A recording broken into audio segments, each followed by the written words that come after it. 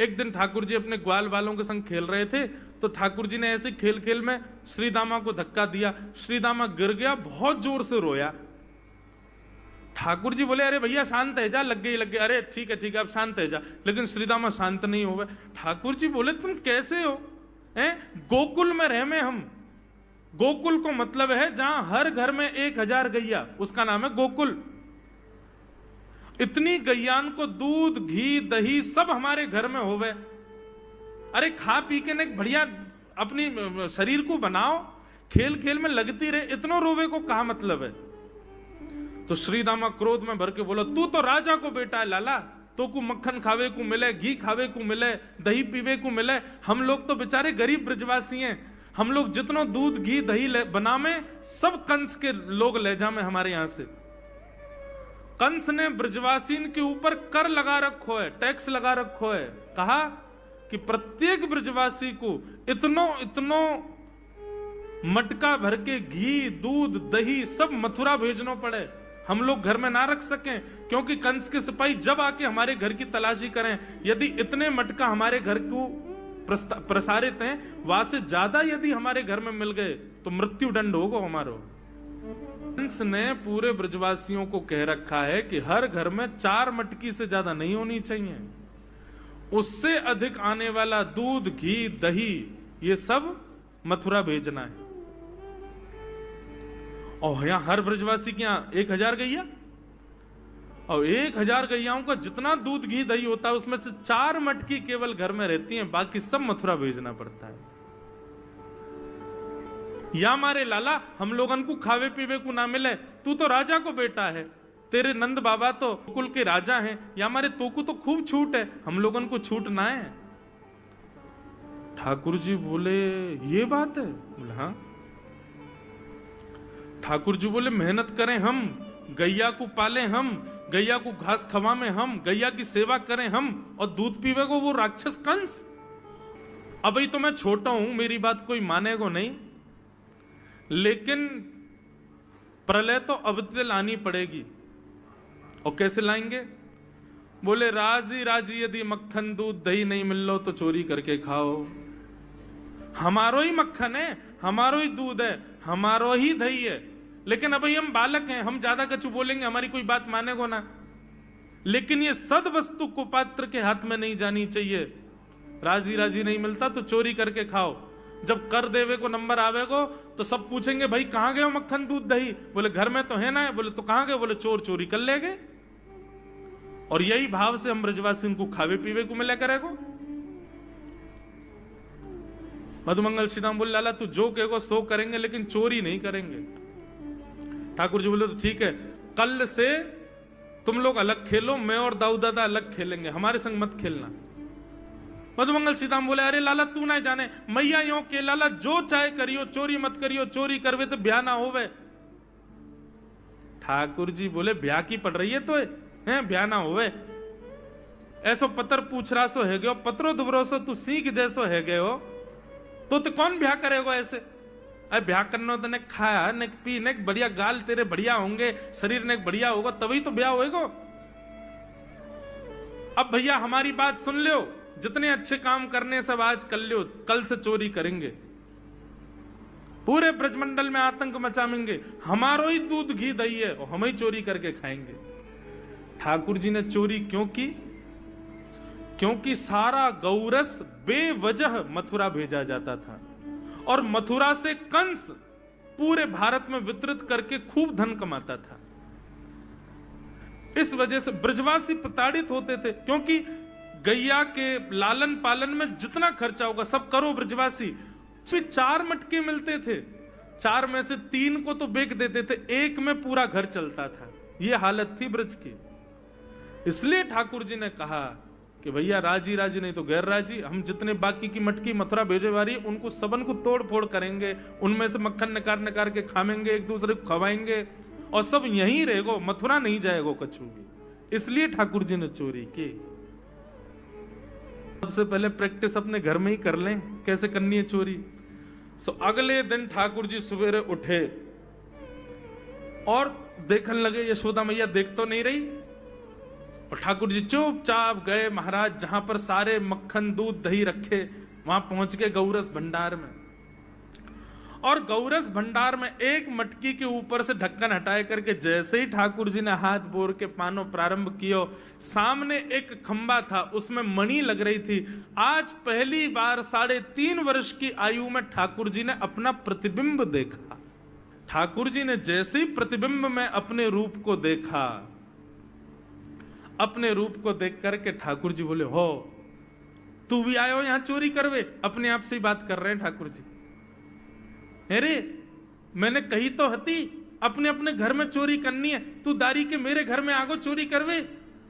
ठाकुर जी अपने प्रतिबिंब से बात कर रहे हैं। अब गौरस भंडार में ठाकुर जी की आवाज गूंज रही थी और वो गूंजते हुए रसोई घर में जा रही थी।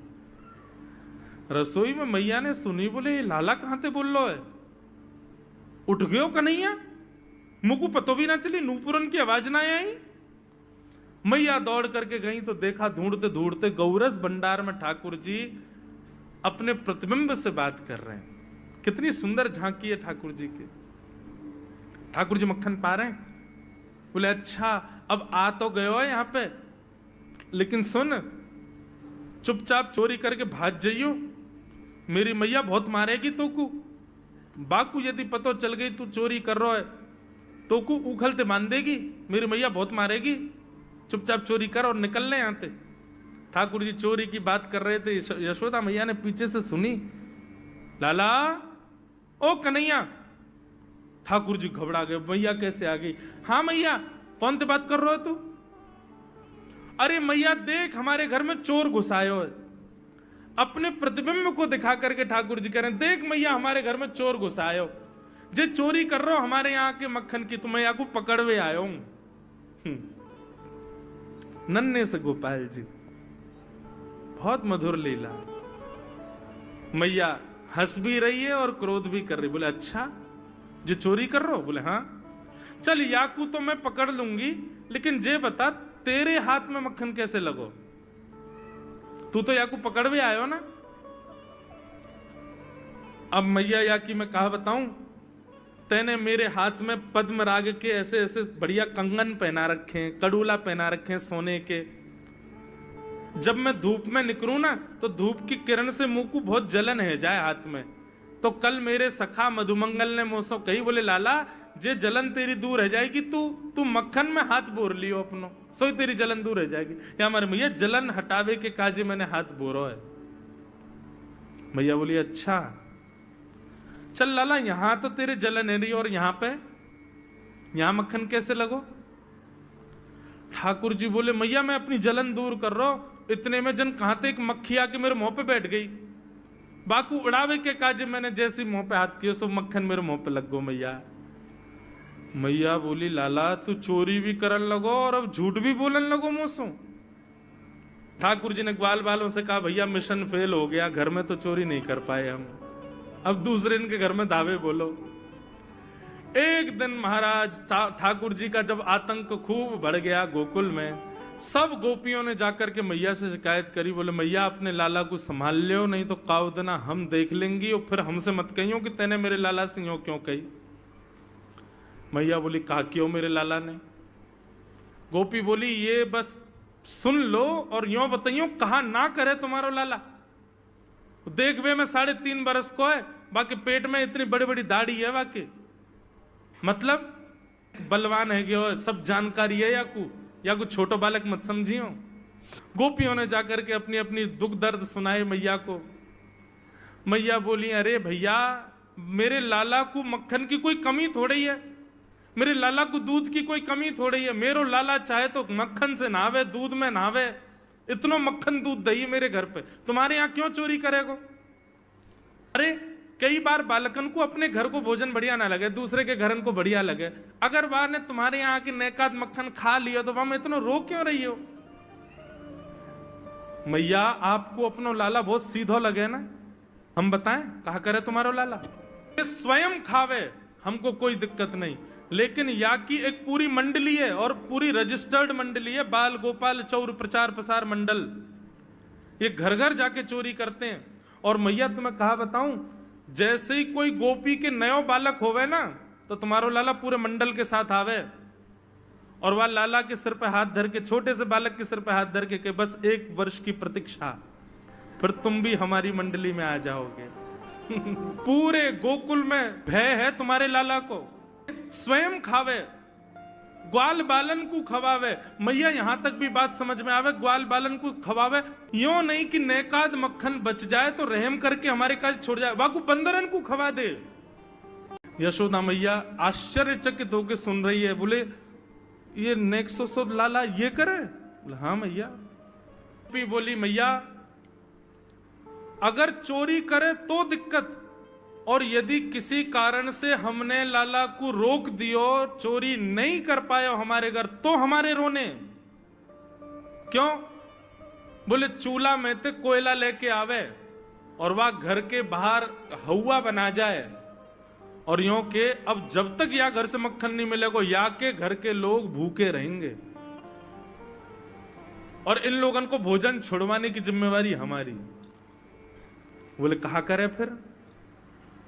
बोले मैया भोजन बनना होगा, चूल्हे पे भोजन रखो रे, तो ग्वाल बाल सब ताकते रहे कब भोजन बनने को समय आवेगो।